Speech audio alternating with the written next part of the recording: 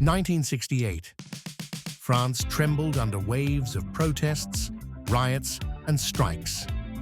In the midst of that chaos, Peugeot quietly unveiled a new car, the 504.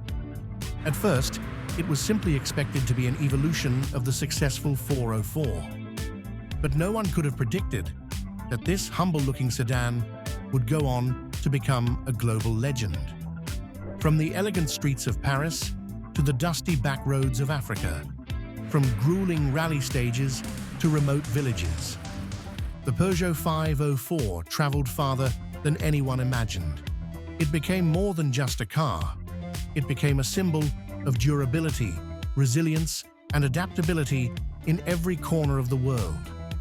So what made the 504 the king of the African road and a trusted companion across continents? Where did this legendary journey begin, and how did it end? Let's find out. The Peugeot 504 wasn't born from a radical technological leap, but rather from pragmatic thinking and long-term vision. By the late 1960s, Peugeot needed a new model to replace the successful 404, a car that had served well but was becoming outdated in a rapidly changing market. Instead of a revolution, Peugeot aimed for refinement and evolution. The 504 made its official debut on September 12, 1968, at the Paris Motor Show. However, it was originally scheduled for June 19th, but massive protests and nationwide strikes in May, known as the May 1968 movement, forced a 3-month delay. This gave the car an unintended symbolism: endurance amid upheaval. The initial version was a 4-door saloon, equipped with a sunroof and a 1,796 cubic centimeter inline-4 gasoline engine. The carbureted version delivered 81 DIN horsepower, while the fuel-injected version reached 96 horsepower. A 4-speed manual transmission mounted on the steering column was standard, and by February 1969, a 3-speed ZF automatic transmission became available. For the design, Peugeot collaborated with the legendary Italian studio Pininfarina. Aldo Brovarone, the lead designer, crafted a sedan that was elegant, well-proportioned, and supremely practical. Spacious cabin, great visibility, and just enough ground clearance to handle rough roads. It wasn't flashy, but it had a character, and the market appreciated that. Right after its successful debut, Peugeot didn't stop at the sedan. In 1969, the lineup expanded with 2 new variants, the 504 Coupe and 504 Cabriolet, more stylish, elegant, and upscale. Designed by Franco Martinengo at Pininfarina, both models shared the sedan's chassis and drivetrain, but featured a revised final drive ratio for slightly higher top speed. Both Coupe and Cabriolet came equipped with the 1.8-liter fuel-injected engine, producing 96 horsepower, the same as the high-end sedan.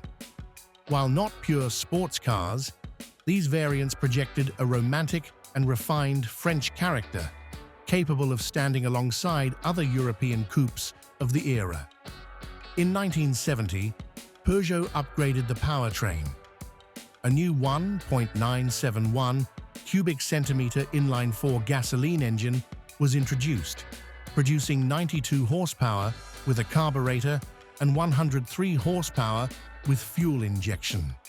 Additionally, a 2.1-liter diesel engine joined the lineup, delivering 64 horsepower.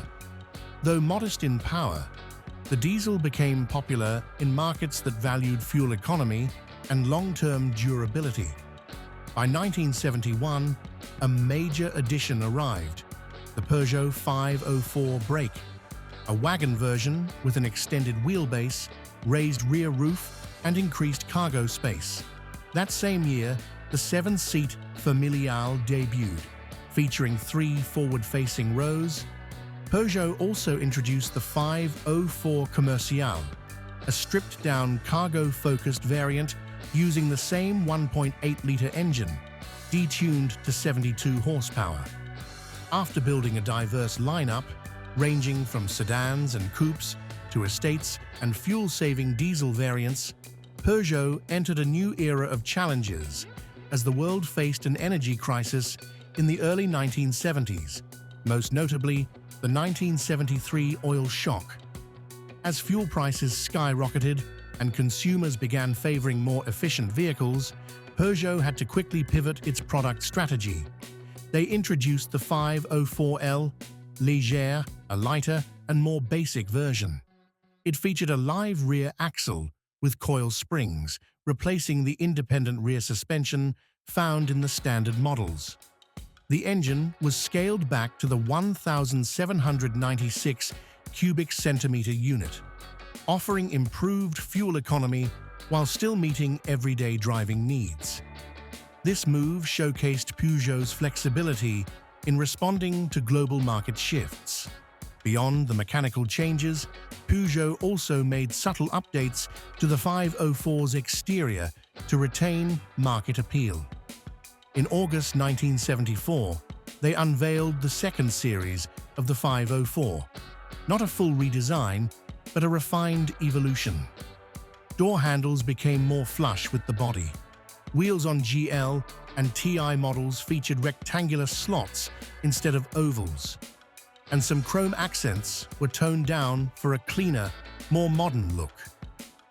These thoughtful updates didn't just keep the 504 competitive, they paved the way for bolder moves in design and performance.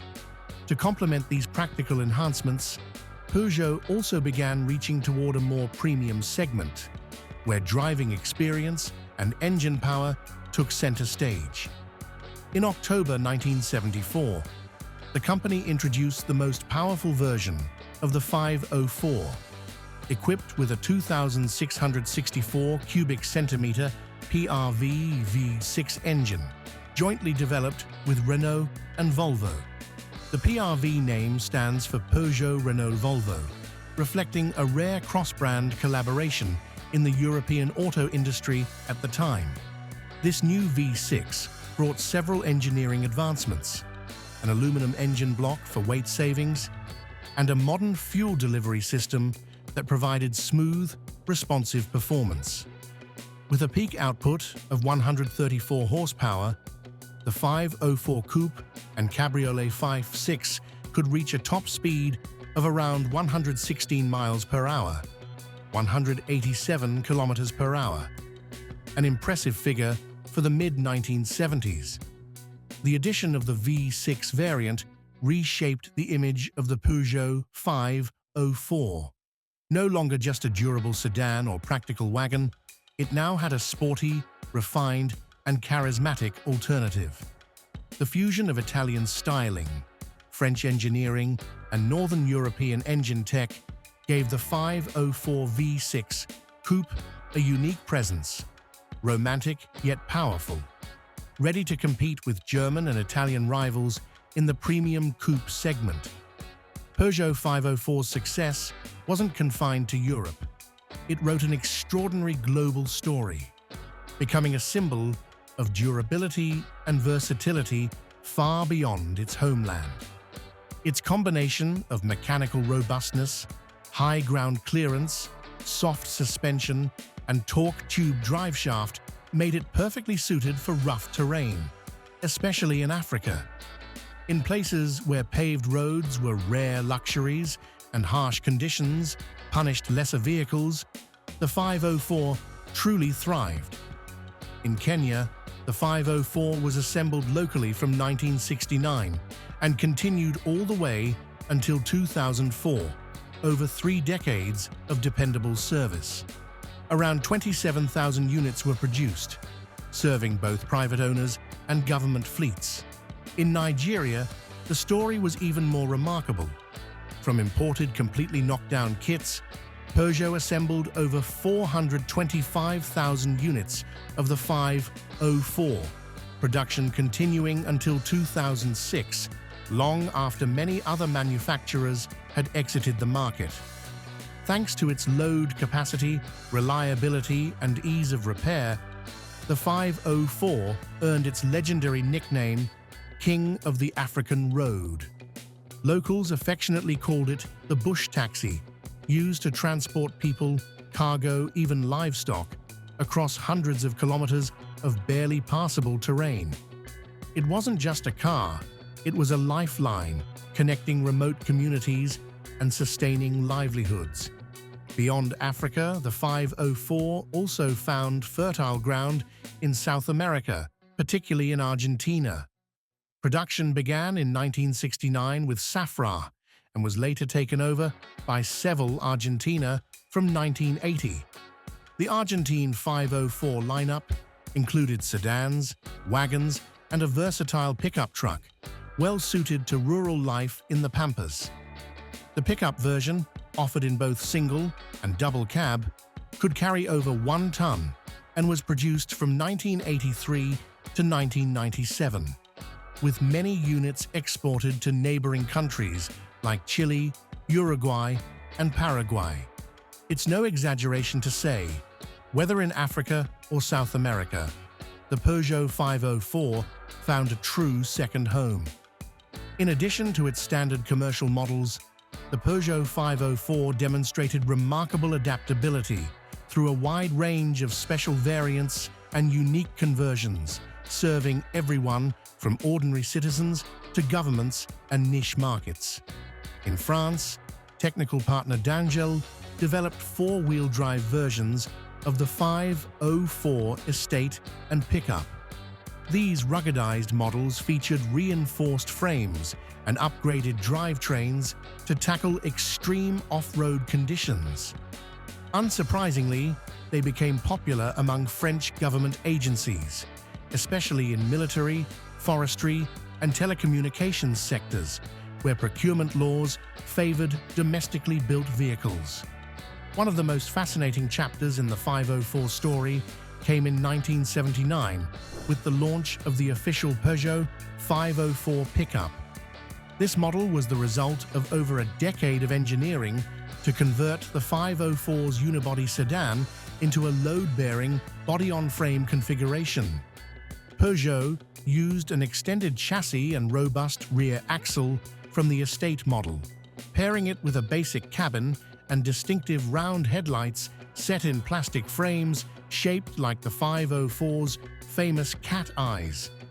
The pickup was offered with a variety of engines, from a 1.6-litre petrol to a 1.9-litre diesel, and had an impressive payload capacity of 2,400 pounds, with certain African market versions rated up to 2,760 pounds.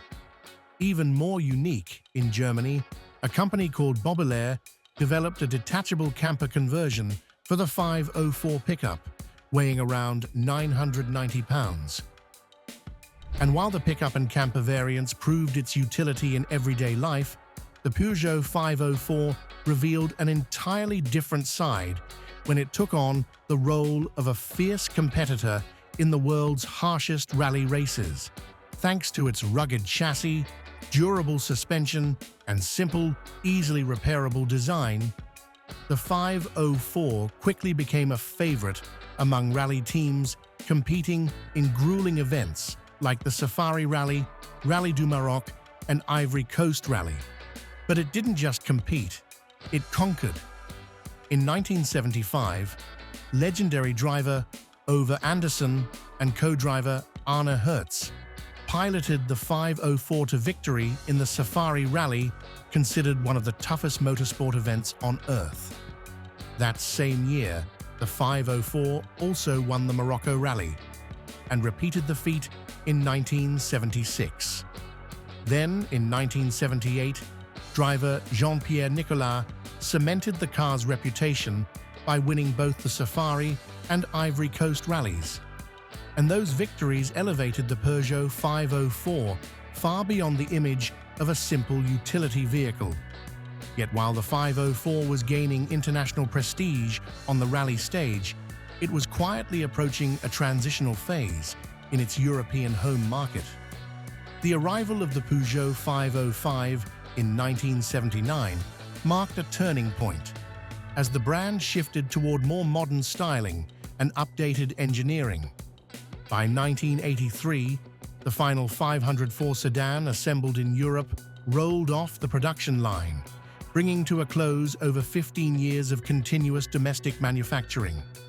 But even as it exited Europe, the 504 continued to thrive in many other parts of the world. Estate, and especially pickup variants, remained in production across developing countries, where durability, ground clearance, and serviceability often mattered more than modern styling or features. The pickup was even sold in select European regions until 1993, mostly serving rural customers and small business fleets. In total, Peugeot produced over 3.7 million units of the 504 globally. Beyond that, many of the 504's mechanical components were shared with other models such as the Peugeot 505, Peugeot 604, and even the Talbot Tagora, proving the 504's engineering wasn't just reliable, but also highly adaptable and scalable across the Peugeot lineup. Its strong chassis, versatile suspension, and simple yet effective drivetrain formed the backbone for many later Peugeot models. Numerous mechanical components, brakes, drivetrains, even engine assemblies were shared with or evolved into parts for the Peugeot 505, 604, and even the Talbot Tagora. This not only reduced production costs, but also created a unified maintenance ecosystem, critical for emerging markets. From a design standpoint, the 504's philosophy of being elegant, practical, and flexible influenced Peugeot sedans and wagons for years to come. Though no longer in production, the 504's technical legacy remains embedded in Peugeot's approach to durability, adaptability, and global serviceability. From the elegant boulevards of Paris to the rugged back roads of Africa, from brutal rally courses to the peaceful pampas of South America, the Peugeot 504 exceeded all expectations. It wasn't just a car, it was a symbol of resilience, adaptability, and unwavering service.